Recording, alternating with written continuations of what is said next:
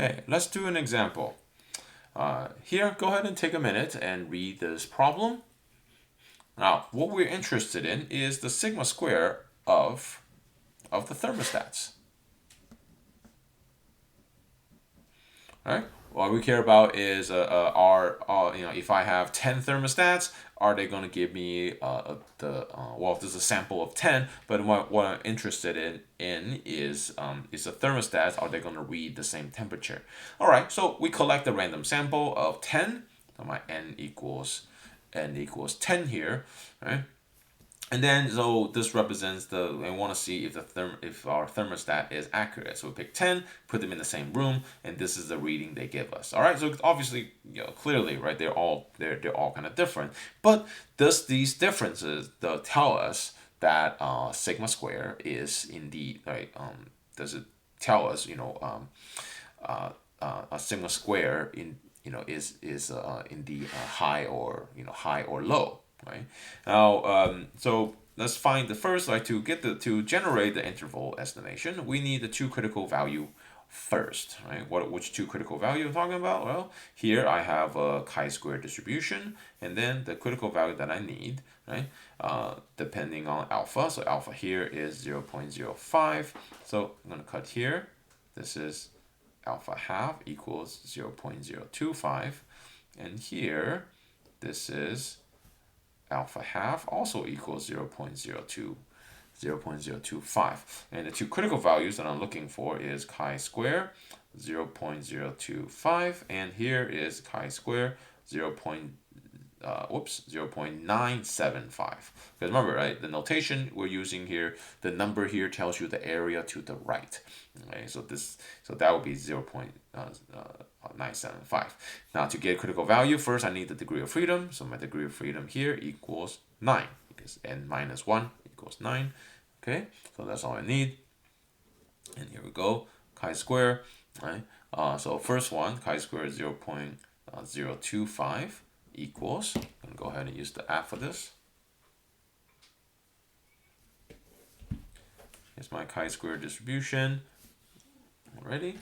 And then I'm going to change my degree of freedom to 9. And then I don't know what x is, but I do know what the right tail is. So the right tail is 0.025. Okay. Right, so I'm going to hit enter there, and I get 19.023. Now, to get the other critical value, 0.975. Cool. I'll do the same thing here. 0.975. Again, 975 represents the area to the right. Oh, by the way, how do I know the area to the right of this number is 0.975? Well, because everything to the right here is, because 1 minus alpha half equals 0.975. Right? So 1 minus alpha half, so that will give me the area to the right. So 0.0975. Now I need to change it because now I want a left tail. Right? Now I want the left tail there, and then change it there, and so that'll give me 19. Oh, sorry, that's not it. I still want the right tail. What am I saying? Whoops, 975. There we go. That's more like it. Okay. Good thing I like about this app, it has a graphical interface, and it just double checks what you input. So always look at the coloring, right? This is the area is correct. Okay. 2.7. Right? Now if I want the left tail, oh, here. So here I can do this. So if I put in 0.025, I can also get to the same number by changing the tail. So now I want the left tail. And then there we go. And then I got 2.7 as well. Okay. All right. Next step, I'm going to need to obtain S squared, the sample variance. Now to do that, you can do it multiple ways. Here I have the sample data. So what we're going to do is go ahead and type this in Google Sheet and obtain S.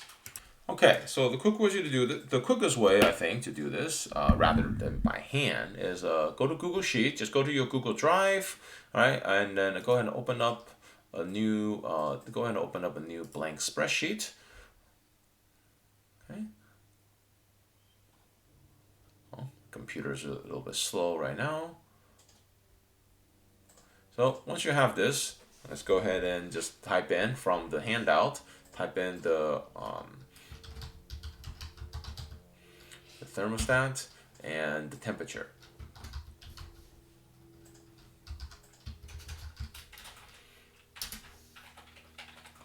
Okay, here my thermostat, I'm going from 1, 2, 3, 4.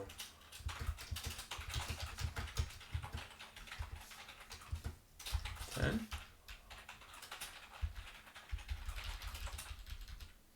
Okay, and then my thermostat, I'm just going to carefully type in the information.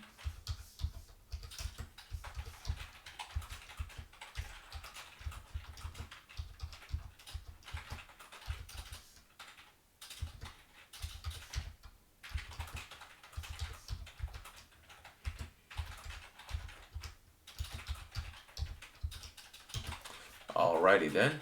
Okay, once I have all this, then anywhere you want, you can say right here, I want the S square. So we can say sample variance.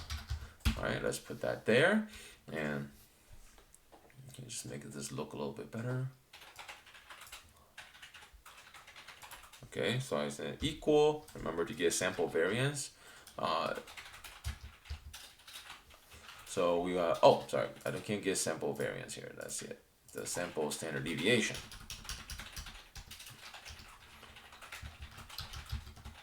All right, sample standard deviation equals. So standard deviation, just go ahead and go to standard deviation dot S. Okay, and then you're gonna select everything here and close the parentheses.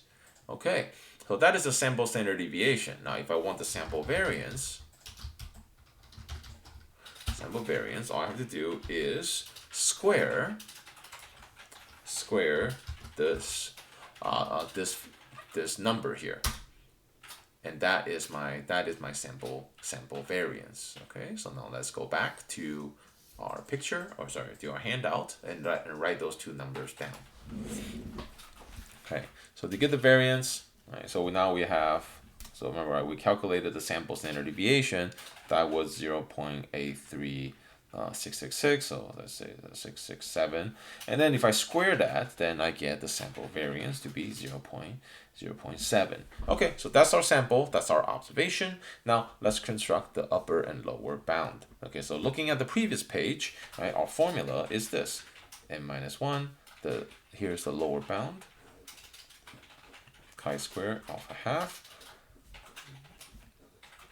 and our upper bound is n-1 s square chi-square 1 minus alpha half. Okay, and now we have everything already. Let's just go ahead and plug everything in.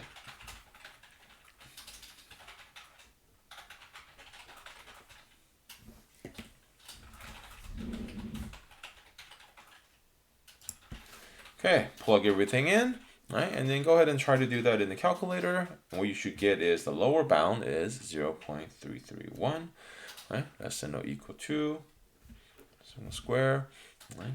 2.333. Okay, now this is the variance, right? This is the sigma square. So we can say, for example, right?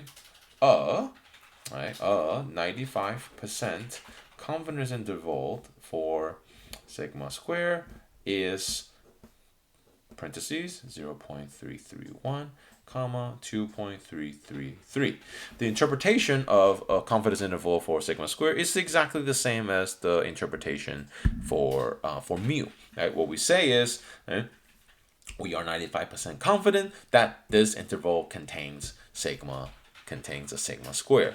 Now, sigma square is the variance, but what we really care about, right, most of the time is the standard deviation. Okay, so all we have to do, right, if we want, is to take the square root of all three sides, and then we can get to 0.575 less than or equal to sigma less than or equal to 1.527. Okay, that will be a confidence interval for sigma instead. Okay, so we can say 95% confidence interval for sigma is 0.575, comma 1.527. Why do we want to take the square root? Well, because sigma is in the proper unit, right? Sigma is in terms of degrees, in this case Fahrenheit. Sigma squared is in terms of Fahrenheit squared, degree squared, which doesn't make any sense, right? So if you think back in the earlier chapter, right, the only reason why we're squaring it is because of a mathematical technicality. We want to make sure that we only calculate positive numbers, and so we need to take the square root to have this make any sense. So what we're saying here, right, sigma, is that we believe, we're 95% confident that the standard deviation of our thermostats is between 0.575 and 1.52527. So clearly, right, this is a well, I don't know, this is maybe subjective, right? Do you believe that this is a big variation, right? Do you think that this is